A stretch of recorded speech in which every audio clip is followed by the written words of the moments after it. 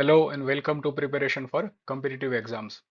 Previous લેક્ચરમાં આપણે જોયેલું કે આ યુટ્યુબ ચેનલ ઉપર આપણે કરંટ અફેર્સના લેક્ચર મૂકીશું જે ગુજરાત સરકાર દ્વારા લેવાતી તમામ પરીક્ષાઓમાં આપણને કામ લાગી શકે. પ્રીવિયસ લેક્ચરમાં આપણે વાત પણ કરેલી કે કરંટ અફેર્સના લેક્ચરની જરૂર કેમ પડી.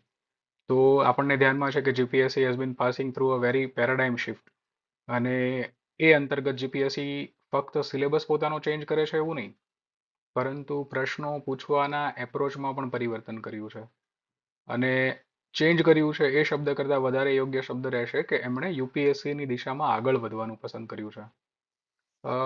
એના અમુક સ્વાભાવિક ફાયદા જ રહેવાના છે. આપણને સારા અધિકારીઓ મળી શકે જેમની એનાલિટિકલ એબિલિટી વધારે હોઈ શકે. મારા કહેવાનો મતલબ એટલો છે કે હવે એવા પ્રશ્નો પૂછાય છે કે જે સ્ટેટિક પોર્શન્સમાંથી ઓછા અને ડાયનેમિક વધારે હશે. ડાયનેમિક વધારે હશે એટલે આપણા સ્ટેટિક સબ્જેક્ટના જ પ્રશ્નો હશે અને કરંટ અફેર સાથે જોડવામાં આવશે. એટલે વર્ષોથી ચાલતી આપણી પારંપરિક પ્રિપેરેશન કરવાની પદ્ધતિ કદાચ હવે એટલી અસરકારક નહીં રહે. પારંપરિક હું કહું એટલે અત્યાર સુધી એવી સ્થિતિ હતી કે ક્લાસ 3ની પરીક્ષા જીપીએસસી દ્વારા બહાર પાડવામાં આવે તો જે દિવસે પરીક્ષા હોય એના 6 મહિના પહેલાના મેગેઝિન આપણે ઉઠાવીએ, બેસીએ, વાંચી નાખીએ અને લગભગ પરીક્ષાના પ્રશ્નો સોલ્વ પણ થઈ જતા હતા. ક્લાસ 1-2 હોય તો આપણે એ થોડી મર્યાદા વધારીને 12 મહિનાના મેગેઝિન ઉઠાવીએ અને વાંચીને ગોખીને પૂરા કરીએ. છેલ્લા 1 વર્ષમાં તમને ધ્યાનમાં આવ્યું હશે કે એવી પ્રિપેરેશન હવે કામમાં નહીં લાગી શકે. કેમ નહીં લાગે? કેમ કે પ્રશ્નો એનાલિટિકલ પૂછ્યા છે જેમાં સીધો કોઈ સ્પષ્ટ તથ્ય પૂછવામાં જ નથી આવ્યું.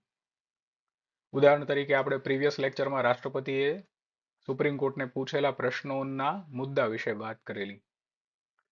હવે આપણને ખ્યાલ છે કે એ મુદ્દો એપ્રિલ મહિનાથી ચાલુ છે. એપ્રિલ મહિનામાં સુપ્રીમ કોર્ટનું જજમેન્ટ આવ્યું એટલે ઓફિશિયલી તો 2 વર્ષથી ચાલુ છે. 2 વર્ષથી ગવર્નરે એક પણ બિલને પરવાનગી નહોતી આપી અને હજી એ ઘટનામાં નવા એડિટોરિયલ એડ થતા રહ્યા. સુપ્રીમ કોર્ટનો જવાબ આવશે ત્યારે વધારે વિસ્તૃત થશે. હવે તમે વિચારો કે એમાંથી ઘણી બધી વસ્તુ આપણને પ્રીવિયસ લેક્ચરમાં મેં ઘણા અનુચ્છેદો કીધા, ઘણા સુપ્રીમ કોર્ટના જજમેન્ટ વિશે વાત કરી, જ્યુડિશિયલ એક્ટિવિઝમ, જ્યુડિશિયલ ઓવરરીચ વિશે વાત કરી. આજે થોડીક વાતો કરીશું. આ બધી જ વસ્તુ કરંટ અફેર્સના મેગેઝિનની અંદર કમ્પાઇલ કરીને મૂકવી ડિફિકલ્ટ છે, કારણ કે ત્યાં આપણી પાસે મર્યાદા છે કે તમને કેટલા પેજની મેગેઝિન આપી શકે સામેવાળો. હવે આ રાષ્ટ્રપતિ વર્સિસ સુપ્રીમ કોર્ટનો મુદ્દો જોઈએ ને તો પરીક્ષા આવે ને ત્યાં સુધી વર્ષમાં લગભગ 100 પેજનું કન્ટેન્ટ ભેગું થશે.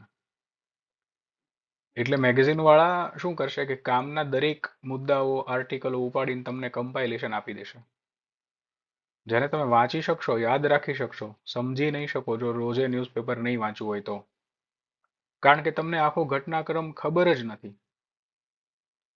અને પરીક્ષાના 2 મહિના પહેલા વાંચવા બેસો એટલે બધું જ એઝ ઇટ ઇઝ યાદ રહી જાય એવું પણ શક્ય નહીં બને. હ્યુમન બ્રેઇનની લિમિટેશન છે. આપણે સ્વામી વિવેકાનંદ તો છીએ નહીં, હું પણ નથી, હું આઈ એમ જસ્ટ ઓનલી વિવેકાનંદ તો છું નહીં. પણ એના જગ્યા પર જો તમે ન્યૂઝપેપર રોજે વાંચતા હોય, કરંટની તૈયારી કરંટની રીતે કરતા હોવ તો તમને આખી ઘટના ખ્યાલ હશે. એટલે ઘટના ખ્યાલ હોવાના કારણે તથ્યોને યાદ રાખવા સરળ પડશે અને તમે પ્રશ્નને એટેમ્પ્ટ કરી શકશો. Not just only in prelim, પણ મેઇન્સમાં પણ આ વસ્તુ થશે.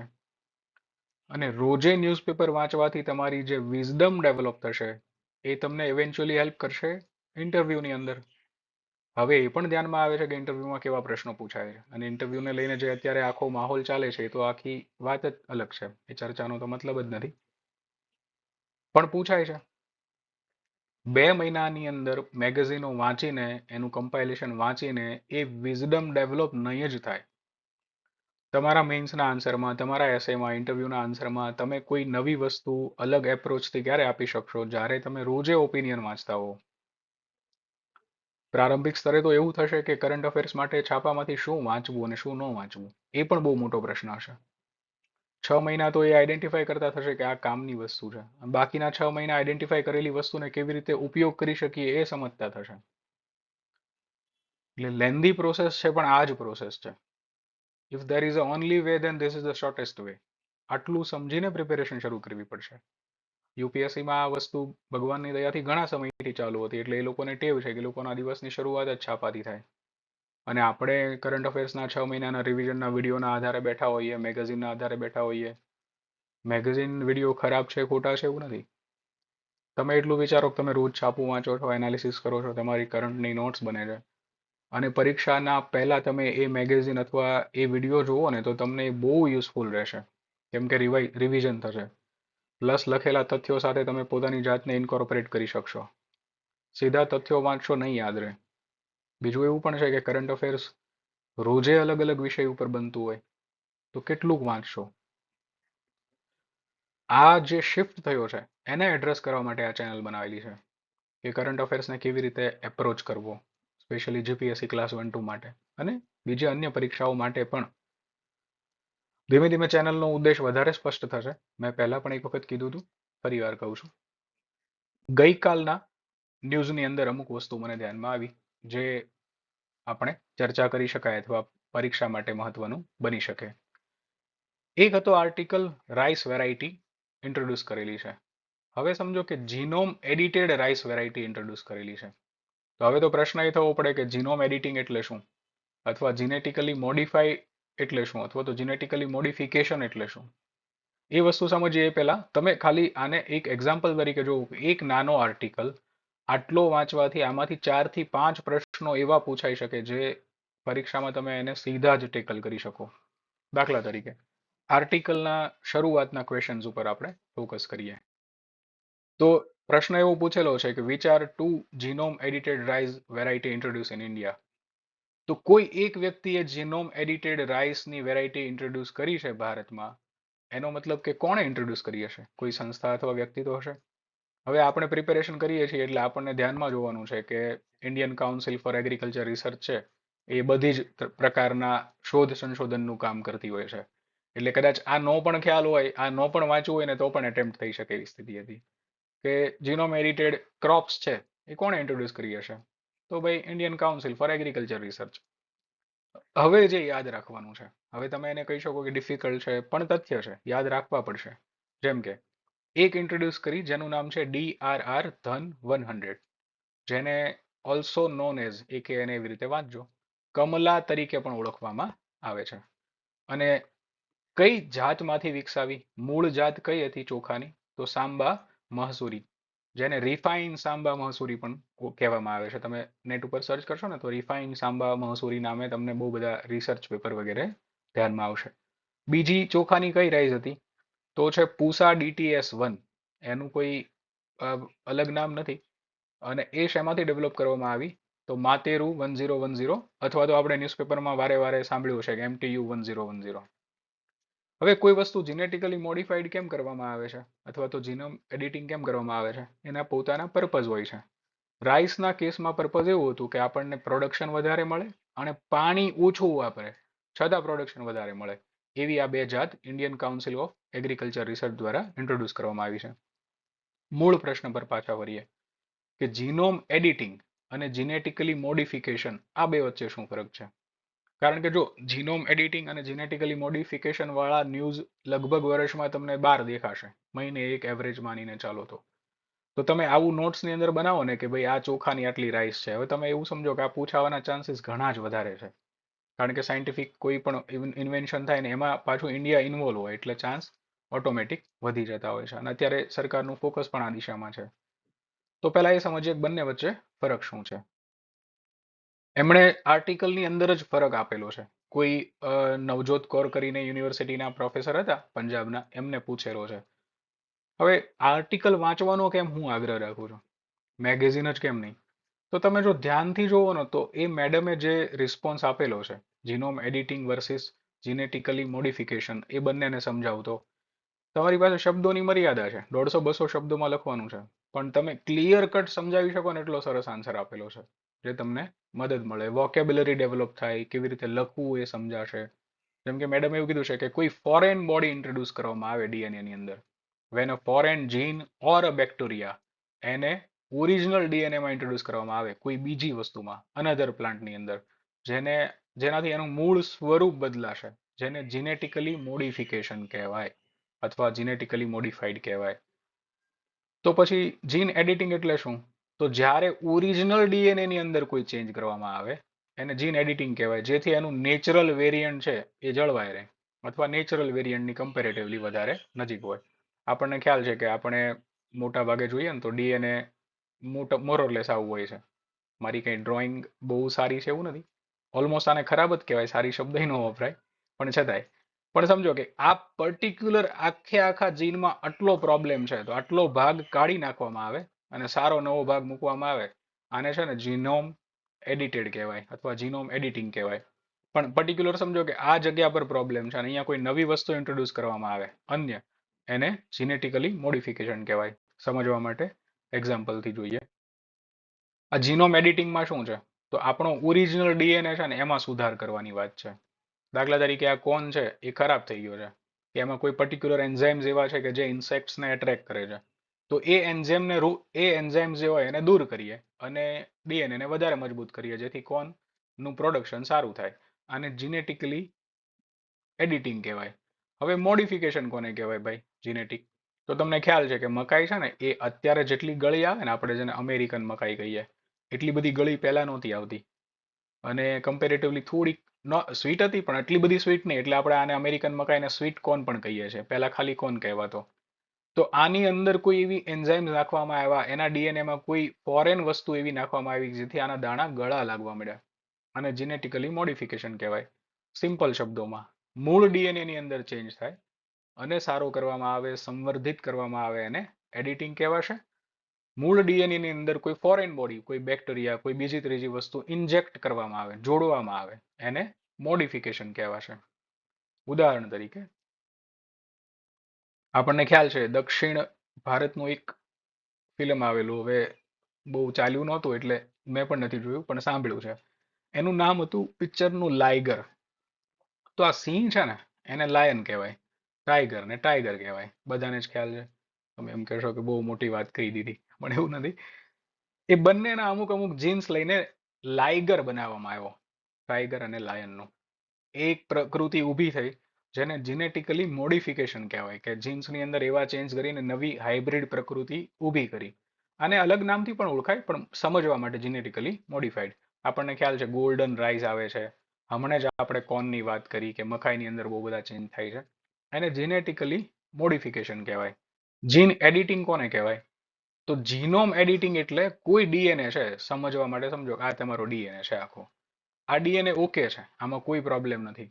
પણ આ ડીએનએમાં આટલો ભાગ એવો છે કે જે આવી રીતે કોઈ પણ પ્રકારના આપણે ડીએનએ લઈએ વનસ્પતિનો કે જે ઇન્સેક્ટ્સને, જીવાતોને આકર્ષિત કરે છે. તો આપણે આટલા ભાગને કાઢી નાખીએ જેથી એમાં જીવાતો ન આવે અને પ્રોડક્શન સારું થાય. આને એડિટ કરવું કહેવાય. આપણને બહુ સરળ ભાષામાં કહું ને તો આપણે ફોટો પાડીએ કોઈ બહુ સારી જગ્યાએ ગયા હોય ત્યારે, અને દાખલા તરીકે સ્ટેચ્યુ ઓફ યુનિટી જઈને ફોટો પાડ્યો, અને સ્વાભાવિક છે કે કંઈ આપણા એકલાનું તો છે નહીં. તો ઘણા બધા પ્રવાસીઓ ત્યાં હોય અને પાછળ કોઈ બીજો વ્યક્તિ આવી ગયો છે આપણે નથી જોતો. તો હવે એન્ડ્રોઈડ ને બધા જ મોબાઈલ સિસ્ટમમાં એવી સુવિધા આપે છે કે તમે એ પર્ટિક્યુલર વ્યક્તિને ટેપ કરીને એને ત્યાં ફોટોમાંથી દૂર કરી શકો. ઇરેઝર, મેગ્નેટિક કે મેજિક ઇરેઝર એવો શબ્દ વપરાતો હોય છે, I am not sure about it. આવું કરવામાં આવે ને એને એડિટિંગ કહેવાય. ઇન શોર્ટ, કોઈ એક ખરાબ વસ્તુ તમારા ડીએનએમાં છે જેને દૂર કરવામાં આવે. અથવા એવું વિચારો આ જ પર્ટિક્યુલર વસ્તુના કારણે ડેવલપમેન્ટ ઓછું થાય છે, આને બદલીને કોઈ સારી વસ્તુ અહીંયા જોડવામાં આવે જે એની જ પોતાની હોય, એને એડિટિંગ કહેવાશે. હવે આમાં જીનેટિક એન્જિનિયરિંગ પણ અલગ આખી બ્રાન્ચ થઈ જશે, કન્વેન્શનલ બ્રીડિંગ પણ અલગ બ્રાન્ચ થઈ જશે. આપણે લાઇગર વાળું ઓપ્શન જોયું. અલ્ટિમેટ ઇન્ટેન્શન ત્રણેયનો શું હોય છે? કે એક સારી પ્રજાતિ ઉત્પન્ન કરવી. અહીંયા આપણે પ્લાન્ટના સંદર્ભમાં કહીએ છીએ એટલે પ્લાન્ટના સંદર્ભમાં. આ મનુષ્યના સંદર્ભમાં પણ હોઈ શકે, પશુઓના સંદર્ભમાં પણ હોઈ શકે. તમને ખ્યાલ હોય તો વેસ્ટર્ન નેશન્સમાં અત્યારે ડિઝાઇન બેબીનો કોન્સેપ્ટ ચાલે છે, ડિઝાઇનર બેબીનો. એટલે કે બાળક જન્મે ને એ પહેલા એના ડીએનએમાં એવા ચેન્જીસ કરવાના જેથી કરીને બાળક એકદમ ગોરું જન્મે, સરસ, જેના ગોલ્ડન હેર હોય, ઐશ્વર્યા રાયની જેમ બ્લુ આઈઝ હોય, આવું એક સરસ બાળક લાવવાનું. ફક્ત શારીરિક બદલાવો સુધી એ વસ્તુ અટકી નથી, બાળકના સ્વભાવની અંદર પણ બદલાવ કરી શકાય. એવા પણ ડીએનએમાં ચેન્જ થઈ શકે કે એક બાળકોની આપણે એવી ફોજ ઊભી કરીએ કે જે ફક્ત લડવા માટે આતુર હોય, અને આપણને ખ્યાલ છે કે સેકન્ડ વર્લ્ડ વોરના એવા આપણી પાસે એવિડન્સ છે કે આવા પ્રયત્નો થયા છે. સાંભળીને સ્વાભાવિક રીતે એવું લાગે કે સારું બાળક આવે તો બધાને ગમે, પણ કોઈ એના સ્વભાવની અંદર બદલાવ કરવો વગેરે. તો આ છે ને અપ્રાકૃતિક વસ્તુ છે, કુદરતે નથી બનાવી, એટલે સહજ રીતે સમાજમાં આનું સ્વીકાર્યતા ન હોવી જોઈએ. અને તમને ખ્યાલ હોય તો અત્યારે જ તે એટલે ગયા મહિને એક વુલ્ફની પ્રજાતિ જે 1000 વર્ષ પહેલા નાશપ્રાય થઈ ગઈ હતી, એને અમેરિકાના લેબની અંદર ડીએનએમાં ચેન્જ કરીને મોડિફિકેશન કરીને પુનઃ જીવિત કરવામાં આવી. 3 નાના બાળકો છે. તો મને કમેન્ટ સેક્શનમાં આખા એ પ્રોજેક્ટનું નામ જણાવજો. હું તમને એક હિન્ટ આપું છું કે 3 નાના બચ્ચાઓ જેમને જન્મ લીધો ને એમાં એકનું નામ ખલીસી છે. આપણે ગેમ ઓફ થ્રોન્સમાં જોયું હશે, હવે તમને યાદ આવે તો. આને જીનેટિકલી મોડિફિકેશન કહેવાય. જીનેટિકલી મોડિફિકેશન છે ને એ અપ્રાકૃતિક છે. કુદરત આવું નથી ઈચ્છતી કે આવું કંઈ થાય, એટલે કુદરતી પણ નથી. એટલે આંતરરાષ્ટ્રીય ઘણી સંસ્થાઓ સ્પેશિયલી એના માટે કામ કરે છે કે કોઈ લોકો આવું ન કરે. સંસ્થાઓ કામ કરે છે એટલે નથી થતું એવું પણ નથી, થાય જ છે, પણ બહુ બધા કન્વેન્શન છે. ભારતમાં પણ આવું છે. તો કોણ કરે છે વગેરે જોઈએ. તો રેગ્યુલેશન કોણ કરે છે? આપણે જેમ ચર્ચા કરી કે આ અપ્રાકૃતિક છે, તો ભારતની અંદર રેગ્યુલેશન કરવાનું કામ છે ને rules for the manufacture, use, import, export, storage of hazardous organism, micro organism, genetically engineered organism or cell 1989, જેને આપણે રૂલ્સ ઓફ 1989 તરીકે પણ ઓળખીએ છીએ. હવે આપણને ખ્યાલ છે કે કોઈ પણ પ્રકારના રૂલ્સ અથવા તો રેગ્યુલેશન હોય તો એના માટે કોઈ એક એક્ટ હોવો જરૂરી છે કે જે એક્ટના આધારે રેગ્યુલેશન બનેલા હોય. તો એ એક્ટ કયો છે? સ્વાભાવિક છે, બધાને જ ખ્યાલ હોય કે એન્વાયરમેન્ટ પ્રોટેક્શન એક્ટ 1986. કેમ કે એન્વાયરમેન્ટમાં તો આનું ઘણું બધું બીજું પણ ભણતા હોઈએ ને, એટલે કઈ યાદ રહે કે ન યાદ રહે, આપણને એન્વાયરમેન્ટ પ્રોટેક્શન એક્ટ તો યાદ હશે જ તે, બરાબર. 72 થી શરૂ થઈને ટિલ ધ ડેટ. હવે એક પ્રશ્ન અઘરો એવો પણ પૂછાઈ શકે કે આ જીનોમ એડિટિંગ વાળી વસ્તુ છે એને નિયંત્રિત કોણ કરે છે? એટલે ઓપ્શન્સમાં જો એમસીક્યુ હોય ને, આપણે earth and science ministry, health ministry વગેરે વગેરે, તો આપણને પહેલા એ લાગે, પણ એવું નથી. આર્ટિકલ વાંચવાનો જે ફાયદો થાય ને એ આ પણ છે કે ministry of environment, forest and climate change છે એ પ્રાઇમરી એન્ફોર્સિંગ બોડી છે નિયંત્રિત કરવા માટેની.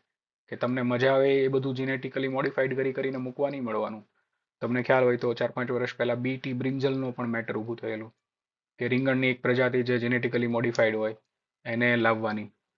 હવે જીએમ ક્રોપ્સ હોય ને, તમે બીટી કોટન લાવી શકો, કેમ કે એને વ્યક્તિના શરીરની અંદર નથી જવાનું, કોટનથી કપડું બનશે અને બહાર પહેરવાનું છે.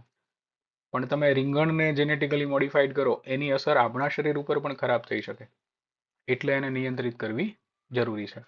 હવે વિચારો એક નાનો આર્ટિકલ જેમાંથી 4-5 વસ્તુ આપણને સ્પષ્ટ રૂપે મળી. આવું એન્જિનિયરિંગ સતત થતું રહેતું હોય. આપણે ન્યૂઝપેપર વાંચીએ ને તો આપણું સાયન્સ એન્ડ ટેક સાથે રેડી થતું જાય. હવે તમે સાયન્સ એન્ડ ટેકમાં બધા ન્યૂટનના લો વગેરે વગેરે વાંચીને જાઓ ને તમને પ્રશ્ન પૂછે ને તો તમે યુઝ્યુઅલી વિદ્યાર્થીઓ આર્ગ્યુમેન્ટ કરે કે એકદમ સાયન્ટિસ્ટ લેવલના પ્રશ્નો પૂછી નાખ્યા. છાપામાં હતું. છાપામાં કોઈ માહિતીનું આવવું એનો મતલબ કે એ જાહેર જનતા માટે લખાણેલી વસ્તુ છે. એની તો આપણી પાસે અપેક્ષા હોય છે. આપણે સિવિલ સર્વન્ટ બનવું છે ને, અને છાપામાં થતી દરેક ઘટનાઓ, દુનિયામાં થતી દરેક ઘટનાઓ, રાષ્ટ્રપતિ દ્વારા પૂછાતા સુપ્રીમ કોર્ટને દરેક પ્રશ્નો એ કંઈ પરીક્ષામાં પૂછાય એટલા માટે નથી થતા. એ થાય છે એમાંથી પરીક્ષામાં પૂછાશે. રોજ વાંચીએ તો ઓટોમેટિક યાદ રહેશે. હવે આ જ આટલો કોન્સેપ્ટ છે, આ તમને મેગેઝિનમાં આપશે જ, તે હશે જ તમારા મેગેઝિનમાં, તમે ચેક કરજો પરીક્ષા પહેલા. તો તમને નવી રાઈસની 2 નામો આપ્યા હશે, શું કહેવામાં આવે છે, કઈ વસ્તુમાંથી વિકસાવી છે, પાણી બચાવશે, પ્રોડક્શન વધારે આપશે, વાત પૂરી થશે. જગ્યા નથી ને એની પાસે, પણ તમે તો કરી શકો તમારી કરંટ અફેર્સની નોટમાં. ક્લિયર? નેક્સ્ટ શું છે? હવે દાખલા તરીકે આ ન્યૂઝ આવ્યા એટલે તમને ક્યુરિયોસિટી થાય તો તમે એક વખત ministry of environment, forest and climate ચેન્જની વેબસાઇટ ઉપર પણ જઈ શકો. ત્યાં કોઈ નવું પોપઅપ વિન્ડો હોય તો એ પણ તમે જોઈ શકો. મંત્રી કોણ છે? આ તો યાદ હશે ભગવાનની દયાથી કે ભૂપેન્દ્ર યાદવ, કારણ કે આપણા કેબિનેટ મિનિસ્ટર પણ છે. મિનિસ્ટર ઓફ સ્ટેટ કોણ છે? તો કીર્તિવર્ધન સિંહ, એ પણ મિનિસ્ટર ઓફ સ્ટેટ છે ધીસ પર્ટિક્યુલર મિનિસ્ટ્રી, રાઈટ? આવી માહિતી પહેલા બહુ ઓછી પૂછાતી હતી, હવે પૂછે છે. તમે છેલ્લું ક્લાસ 1-2 નું પ્રિપેરેશન પેપર જોયું હોય ને, પ્રિલિમનું સ્પેશિયલી, તો એમાં એ પણ પ્રશ્ન પૂછાણેલા હતા કે ચૂંટણી આયુક્ત કોણ છે, અથવા તો વ્યક્તિ વિશેષના પ્રશ્નો, અપોઇન્ટમેન્ટના પ્રશ્નો, જે લગભગ છેલ્લા 5-7-10 વર્ષથી પૂછવાના બંધ કરેલા, પણ હવે પૂછે છે, એટલે ધ્યાન રાખવું જરૂરી છે. અને આ બધી વસ્તુ કેવી છે કે તમે રોજ જોતા હોય ને તો તમને ધ્યાનમાં રહે. ક્લિયર? નેક્સ્ટ ટોપિક પર જઈએ. મેં પ્રીવિયસ લેક્ચરમાં કહેલું કે રાષ્ટ્રપતિએ પ્રશ્ન સુપ્રીમ કોર્ટને પૂછી નાખ્યા 14 પ્રશ્નો, તો એટલાથી મેટર અટકી જવાની નથી. આ મેટર બહુ લાંબી ચાલશે અને રોજે થોડું થોડું થોડું થોડું આપણે આપણી કરંટ અફેર્સની નોટને એનરીચ કરતા જઈશું ને એટલે ઘણી વસ્તુ નવી મળશે. પરીક્ષાના સમયે પ્રશ્ન આવવો સ્વાભાવિક છે, ઓલમોસ્ટ શ્યોર છે પ્રશ્ન આવશે જ તે. આવી રીતે આપણે એને એક હોલિસ્ટિક એપ્રોચમાં જોયું હશે એટલે આપણો સોલ્વ પણ થશે. મેઇન્સમાં પણ આવશે, જ્યુડિશિયલ રિફોર્મના પ્રશ્નો એસે પણ પૂછાઈ શકે છે, આપણી પાસે ઠીકઠાક ડેટા હશે.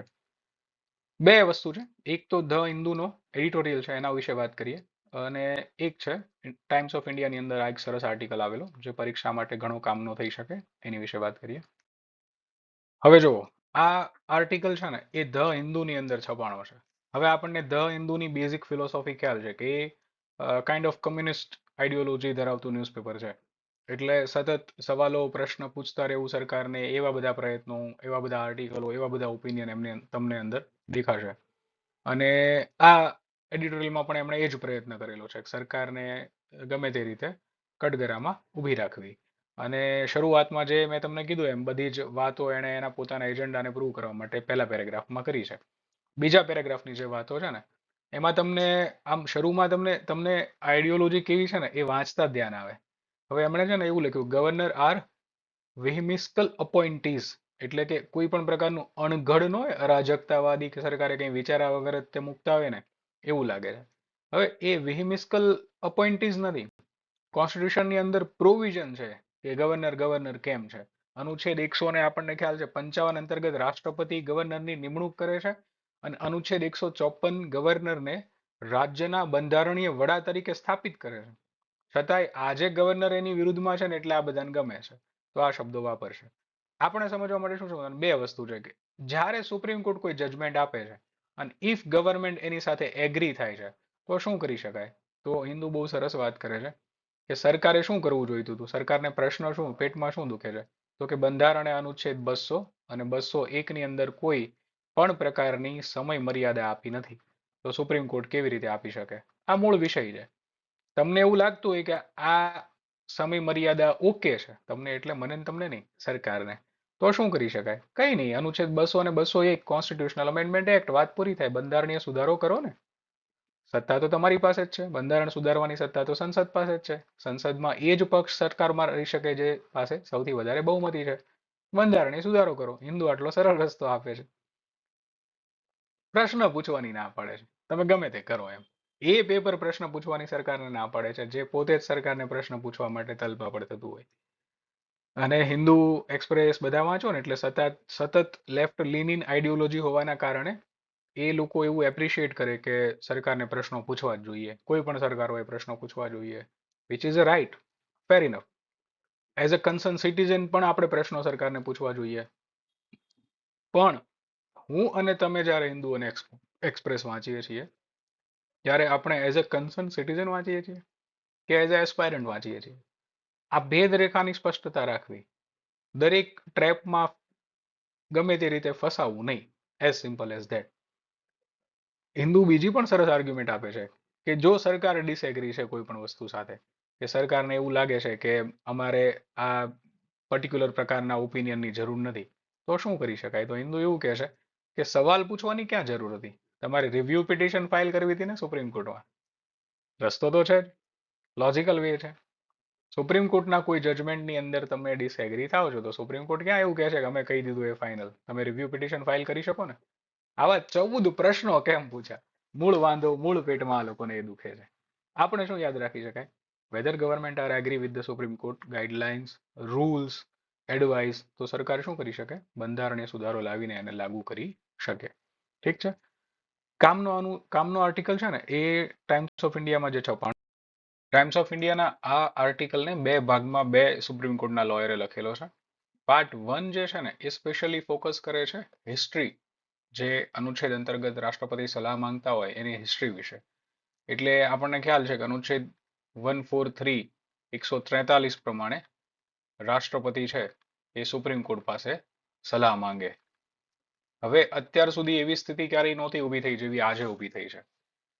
કારણ એવું હતું કે સામાન્ય રીતે રાષ્ટ્રપતિને મદદ કરવા માટે સુપ્રીમ કોર્ટ સલાહ આપતું હોય, અથવા રાષ્ટ્રપતિ જ્યારે કોઈ એવી ધર્મ સંકટ જેવી સ્થિતિમાં ફસાય ત્યારે સામાન્ય રીતે સુપ્રીમ કોર્ટ પાસે સલાહ માંગે.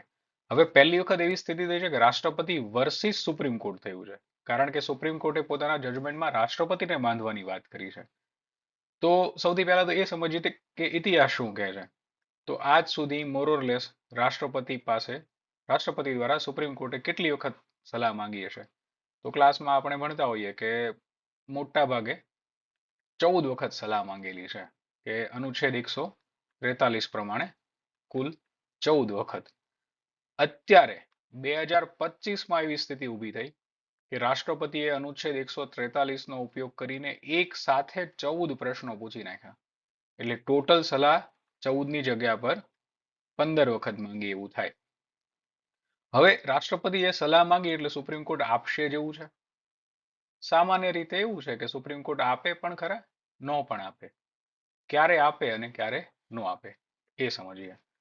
તો 143 નો સબક્લોઝ 1 જે છે એમાં જ્યારે રાષ્ટ્રપતિ સલાહ માંગશે સુપ્રીમ કોર્ટ પાસે, ત્યારે સુપ્રીમ કોર્ટ સલાહ આપે પણ ખરા અને નો પણ આપે. એટલા માટે અહીંયા ઇંગ્લિશમાં શબ્દ વપરાણો છે મે ગીવ એડવાઇસ. સલાહ આપે પણ ખરા, નો પણ આપે. હા, જો સલાહ આપે છે તો એ સલાહ રાષ્ટ્રપતિ માટે માનવી બાધ્યકારી નથી. એટલે રાષ્ટ્રપતિએ એ સલાહ પ્રમાણે વર્તન કરવું જરૂરી નથી. ક્યારે અનુચ્છેદ 143 સબક્લોઝ એ પ્રમાણે સલાહ માંગી શકે રાષ્ટ્રપતિ સુપ્રીમ કોર્ટ પાસે? ફક્ત ત્યારે જ્યારે સવાલ કાયદા અને તથ્યનો હોય. એટલે કે લો અને ફેક્ટ રિગાર્ડિંગ કોઈ ક્વેશ્ચન ઉભો થાય, ફક્ત ત્યારે રાષ્ટ્રપતિ સુપ્રીમ કોર્ટ પાસે સલાહ માંગી શકે. અને એ સલાહમાં સુપ્રીમ કોર્ટ શું કરશે? જો યોગ્ય લાગશે તો સલાહ આપશે, યોગ્ય નહીં લાગે તો સલાહ નહીં આપે.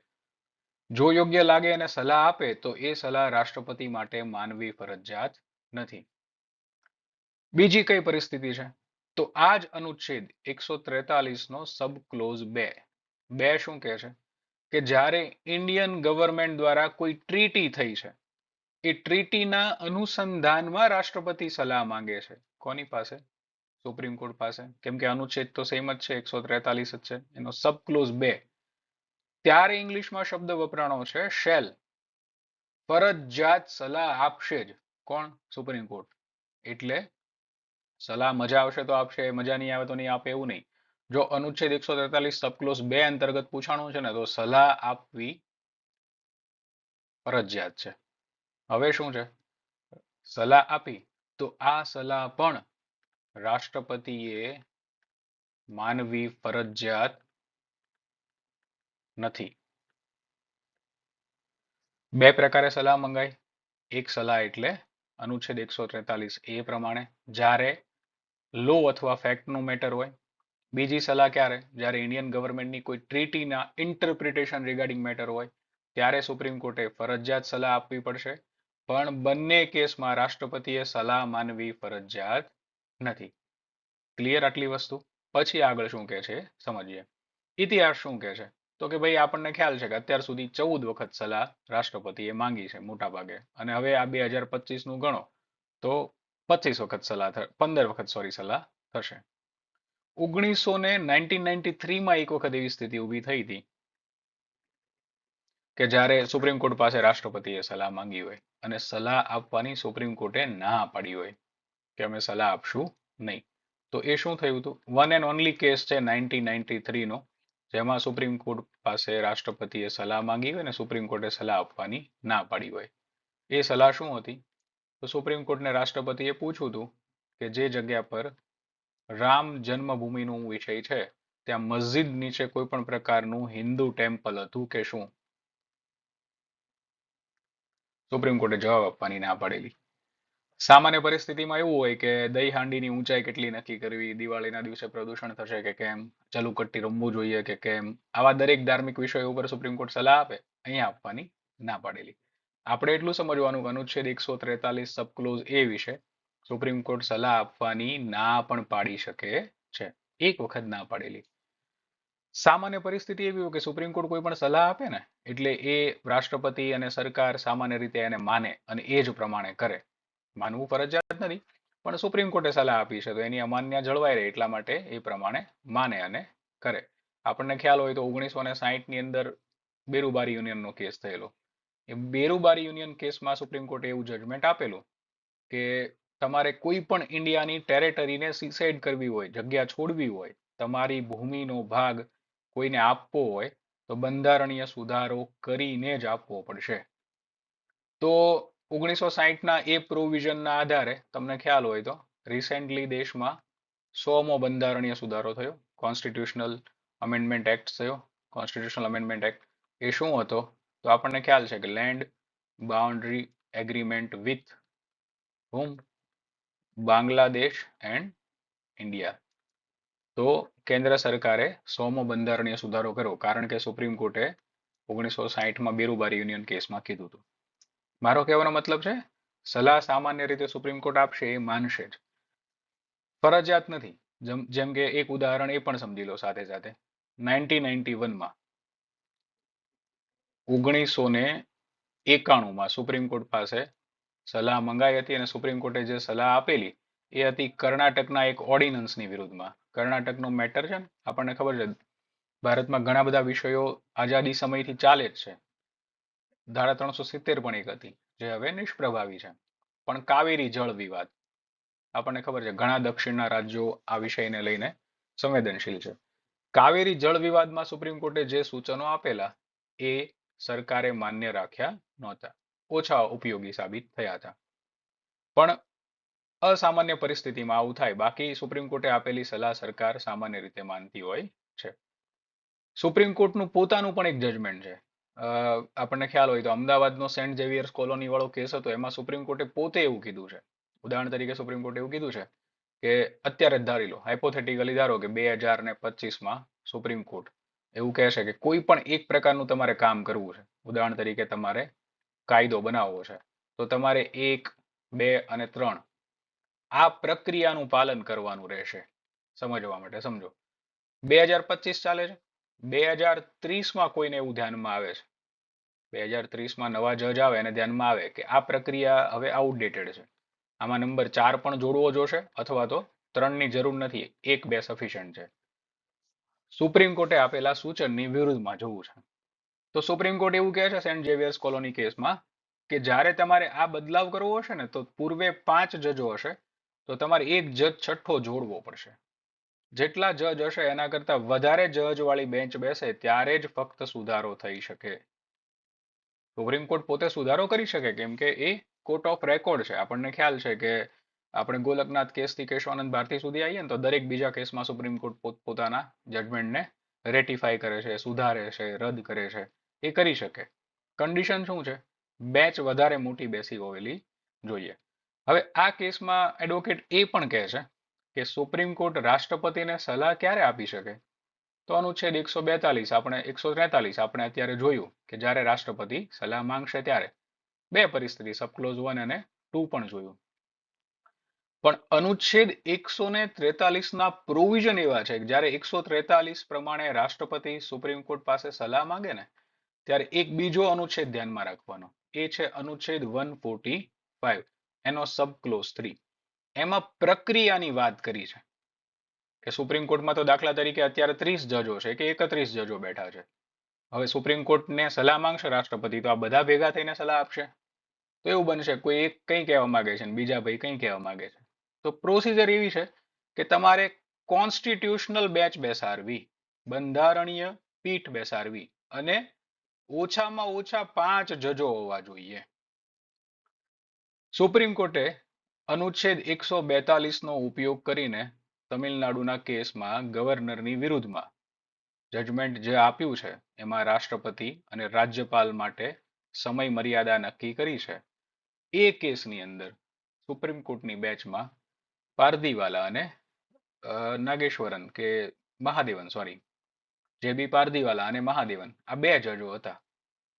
તમે રાષ્ટ્રપતિને સલાહ આપતા હોય ત્યારે ફરજિયાત પ્રોવિઝન છે કે 5 થી તો વધારે અથવા 5 જજ તો હોવા જ જોઈએ. આ મૂળ આર્ટિકલ આ વસ્તુ ઉપર એમ્ફસાઇઝ કરે છે. બાજુનો જે આર્ટિકલ છે એ બાજુનો આર્ટિકલ પૂછાણો છે સુપ્રીમ કોર્ટને રાષ્ટ્રપતિ દ્વારા પૂછવામાં આવેલા. તો રાષ્ટ્રપતિએ જે મેઇન 9 પ્રશ્નો પૂછ્યા છે એ 9 પ્રશ્નોમાં 14 પ્રશ્નો પૂછ્યા છે. એમાં 9 પ્રશ્નો સીધા રાષ્ટ્રપતિએ પૂછ્યા છે રાષ્ટ્રપતિ અને રાજ્યપાલની ખરડાને મંજૂરી આપવાની સત્તા વિશે સ્પષ્ટતા કરવાનું કીધું છે. 2 પ્રશ્નો પૂછ્યા છે અનુચ્છેદ 142 ની સત્તા વિશે. હવે અનુચ્છેદ 142 શું કહે છે? આ સુપ્રીમ કોર્ટને અનલિમિટેડ પાવર આપે છે. દાખલા તરીકે સુપ્રીમ કોર્ટની સમક્ષ કોઈ કેસ ઉભો થયો જેની વિશે અથવા જેના માટે કોઈ કાયદો બનેલો નથી, નિયમ બનેલા નથી, મેટર તો ગમે તેવું સુપ્રીમ કોર્ટ પાસે આવી શકે. સુપ્રીમ કોર્ટે ન્યાય પણ કરવો પડે. તો બંધારણ એવું કહે છે કે તમે ન્યાય આપવા માટે ગમે તે હદે જઈ શકો. Which means what? If supreme court feel require તો એ કાયદો પણ બનાવી શકે, લો પણ બનાવી શકે, એડવાઇસ પણ આપી શકે, સલાહ પણ આપી શકે. રાઈટ? અનુચ્છેદ 142 પ્રમાણે ઇનડાયરેક્ટલી આખો કેસ અનુચ્છેદ 142 પ્રમાણે જ સુપ્રીમ કોર્ટે જજમેન્ટ આપીને ટાઈમ લિમિટ સેટ કરી છે. ક્લિયર? બંધારણીય પ્રોવિઝન છે.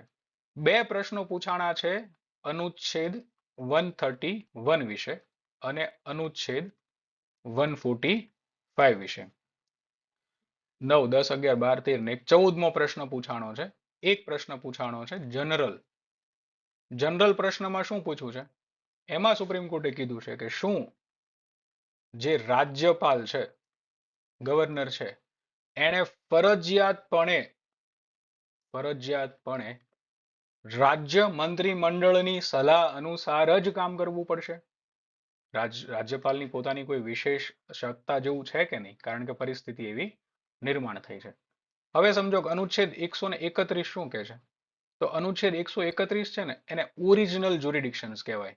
મૂળભૂત અધિકાર ક્ષેત્ર કહેવાય. કોનું? સુપ્રીમ કોર્ટનું. આપણને ખ્યાલ છે સુપ્રીમ કોર્ટના બહુ બધી પ્રકારના અધિકાર ક્ષેત્રો છે. એમાંનું મૂળભૂત અધિકાર ક્ષેત્ર. દાખલા તરીકે સુપ્રીમ કોર્ટનું 143 ની હમણાં વાત કરી તો એને એડવાઇઝરી જ્યુરિડિક્શન્સ કહેવાય. સુપ્રીમ કોર્ટ પાસે અપીલેટ જ્યુરિડિક્શન પણ છે કે તમે કોઈ સેશન કોર્ટમાં કેસ કરવા ગયા અને તમારું જજમેન્ટ તમારા પક્ષમાં નથી તો તમે હાઈકોર્ટમાં જશો. તમને ન મજા આવે તમે અપીલ લઈને સુપ્રીમ કોર્ટમાં જશો. એવી રીતે સુપ્રીમ કોર્ટનું ઓરિજિનલ જ્યુરિડિક્શન છે અનુચ્છેદ 131 પ્રમાણે. એમાં શું વાત કરેલી છે? 3 વિષય છે કે જ્યારે કોઈ એવો પ્રશ્ન ઉભો થાય કે જેમાં કેન્દ્ર સરકાર વિરુદ્ધ રાજ્ય સરકાર હોય અથવા કોઈ એવો વિષય ઉભો થાય કે જેમાં કેન્દ્ર સરકાર પ્લસ રાજ્ય સરકાર વિરુદ્ધ રાજ્ય સરકાર હોય. પહેલો મુદ્દો સમજવા માટે એવું સમજો કે કેન્દ્ર સરકારે એવું કીધું કે ભાઈ સિટીઝનશીપ અમેન્ડમેન્ટ એક્ટ લાવીએ છીએ તો અમુક રાજ્યોને ન ગમે. ઉદાહરણ તરીકે કેરળ છે, ઉદાહરણ તરીકે વેસ્ટ બેંગાલ છે. કોઈ આવી મેટર હોય તો સુપ્રીમ કોર્ટમાં સીધું જઈ શકાય. હા, ઓરિજિનલ જ્યુરિડિક્શન. બીજું, કેન્દ્ર સરકાર પ્લસ રાજ્ય સરકાર. સમજવા માટે ખાલી કહું છું, ઉદાહરણ લઉં છું. જીએસટી. જીએસટી લાવ્યા તો કેન્દ્ર સરકારને તો ટેક્સ મળવાનો જ છે. ગુજરાત તો કેન્દ્ર સરકારની વિરુદ્ધમાં અત્યારે જઈ શકે એવી સ્થિતિ નથી કારણ કે બંને જગ્યા પર ભાજપ છે. તો સમજો કે ગુજરાત આ લોકો એક છે વર્સિસ કોંગ્રેસ. તો દાખલા તરીકે કર્ણાટકમાં પ્રશ્ન ઉભો થયો, કેરળમાં પ્રશ્ન ઉભો થયો, વેસ્ટ બેંગાલમાં પ્રશ્ન ઉભો થયો. આવા મેટરને લઈને સુપ્રીમ કોર્ટમાં જઈ શકાય.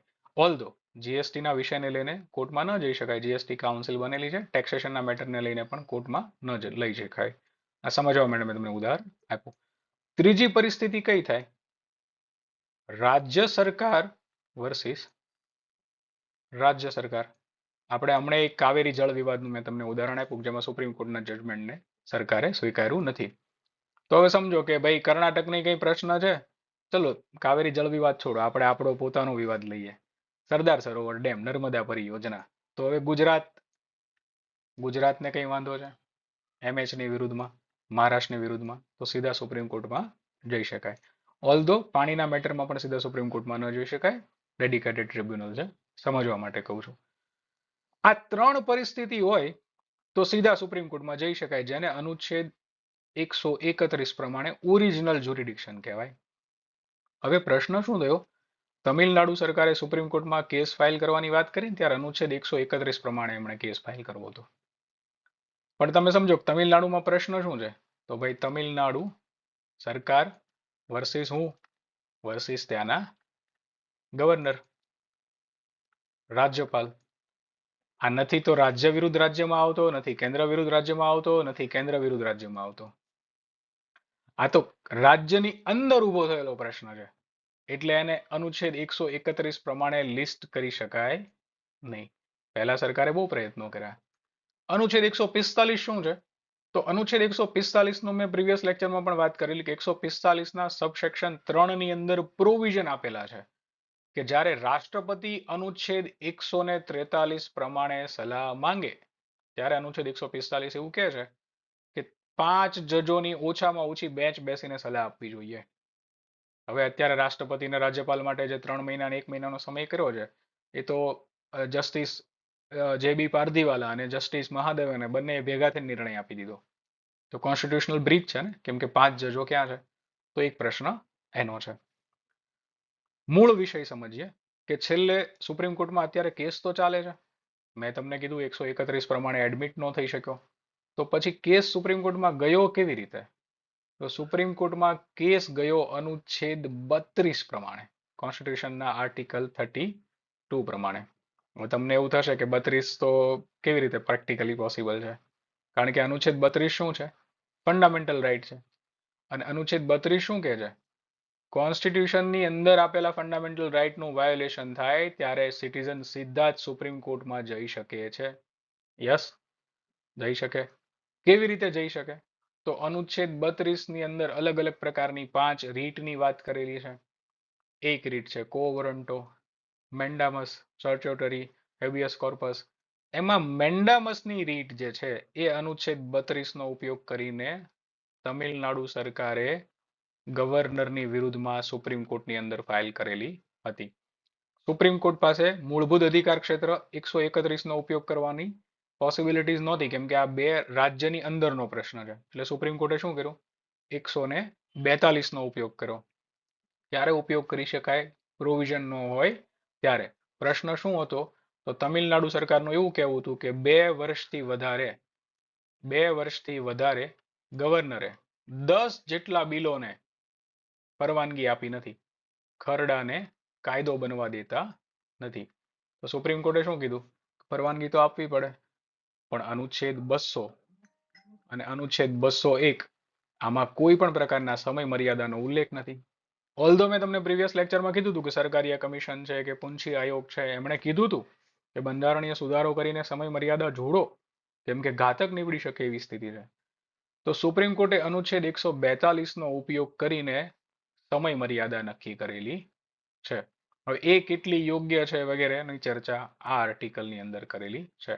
કારણ કે સુપ્રીમ કોર્ટનું કહેવું એક રીતે વ્યાજબી છે. સુપ્રીમ કોર્ટનું કહેવું એવું છે કે રાજ્યપાલ જે છે એ કઈ લોકો દ્વારા સીધા ચૂંટાયેલા પ્રતિનિધિ તો છે નહીં.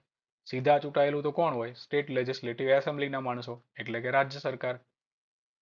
પણ સુપ્રીમ કોર્ટ એ કેમ ભૂલી જાય છે કે સુપ્રીમ કોર્ટને બંધારણનું અર્થઘટનનો આધાર છે. નિયમો બનાવવા મળો છો તો જજો પણ કઈ લોકો દ્વારા સીધા ચૂંટાઈને તો આવતા નથી.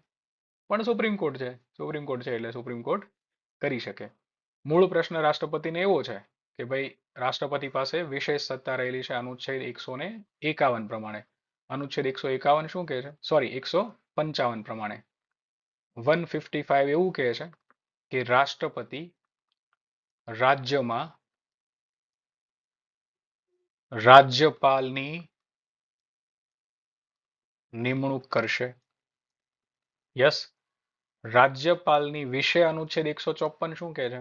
તો અનુચ્છેદ 154 એવું કહે છે કે રાજ્યપાલ રાજ્યના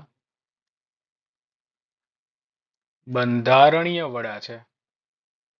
હવે એક બાજુ તમે એવું કહેતા હોય કે લેજિસ્લેટિવ એસેમ્બલીએ ખરડો પસાર કર્યો, એના ઉપર ફરજિયાત સહમતિ આપી અને બિલ બનાવવાનું, તો બંધારણીય વડાની જરૂર શું છે? કાઢી નાખો ને પદ. વિધાનસભા પાસ કરે, મોજ કરો, મેટર પૂરી થાય. ક્લિયર થાય છે? હવે તમે સમજો હું તમને કરંટ અફેર્સ વાંચવા માટે કે ન્યૂઝપેપર વાંચવા માટે કેમ ઇન્સિસ્ટ કરું. આટલી બધી વસ્તુ, આટલા બધા અનુચ્છેદો આમાં ઇન્વોલ્વ છે, આટલી મોટી મેટર છે, કોન્સ્ટિટ્યુશનલ સિચ્યુએશન ઊભી થઈ છે, એટલે પ્રશ્ન તો 110% પૂછાશે.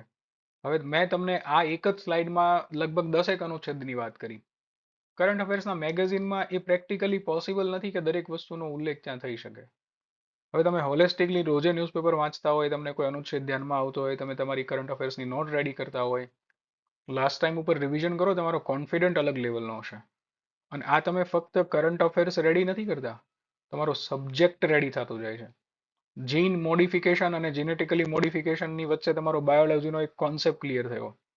રાષ્ટ્રપતિ વર્સેસ સુપ્રીમ કોર્ટમાં તમારે રાજ્યપાલના ઘણા કોન્સેપ્ટ ક્લિયર થશે, રાજ્ય વિધાનસભાના થશે, રાષ્ટ્રપતિના થશે, સુપ્રીમ કોર્ટના થશે, બધી જ વસ્તુ સાથે થતી જશે. અને મેટર ધ્યાનમાં આવવાથી, સમજણ પડવાથી તમે જ્યારે એનું એ જ મેગેઝિન પરીક્ષાની પહેલા લઈને બેસો ને તો મજા જ આવી જશે. એકદમ સ્મૂથલી રિવિઝન થશે, બધું યાદ રહેશે. આખી ઘટના ખબર હોવાથી તમે પરીક્ષામાં રાઈટ ટાઈમે રિકોલ પણ કરી શકશો. બિલીવ મી, 3 કલાકનું જીપીએસસી ક્લાસ 1-2 નું પેપર હોય છે, અને તમને 6 કલાક આપે ને તો તમારો બધાના પાસ થવાના ચાન્સ વધી જાય. મેટર આખી એટલી છે કે એ સમય લિમિટની અંદર દરેક વસ્તુ યાદ કરવી. ઘટના ખબર હશે ને તો બધું જ યાદ આવશે ધીમે ધીમે. હ્યુમન બ્રેઇન એવી રીતે પોતાની જાતને સ્ટોર કરતું હોય છે માહિતીને. સીધી માહિતી આવે તો એના માટે ડિફિકલ્ટ થઈ જતી હોય છે. એટલે આપણો મૂળ ઉદ્દેશ કેવી રીતે પરીક્ષા માટે કરંટ અફેર્સ વાંચવું એનો જ છે, અને હું એ જ પ્રયત્ન કરતો રહીશ. મેં પહેલા પણ કીધું હતું કે રોજે મારી પ્રોફેશનલ લાઈફમાંથી સમય કાઢીને લેક્ચર લાવવો એ પ્રેક્ટિકલી પોસિબલ નથી, એટલે હું કોઈ તમને એવા કમિટમેન્ટ વગેરે પણ આપતો નથી. But I try my best honestly કે જેટલું શક્ય બને એટલું જાજુ વહેલા અને મને ન્યૂઝમાં જે વસ્તુ કામની લાગશે એના લેક્ચર લાવીશ. ટિલ દેન રોજે લેક્ચર એટલા માટે પણ ન આવે કે દરેક વસ્તુ કામની જ ધ્યાનમાં આવતી હોય એવું ન હોય.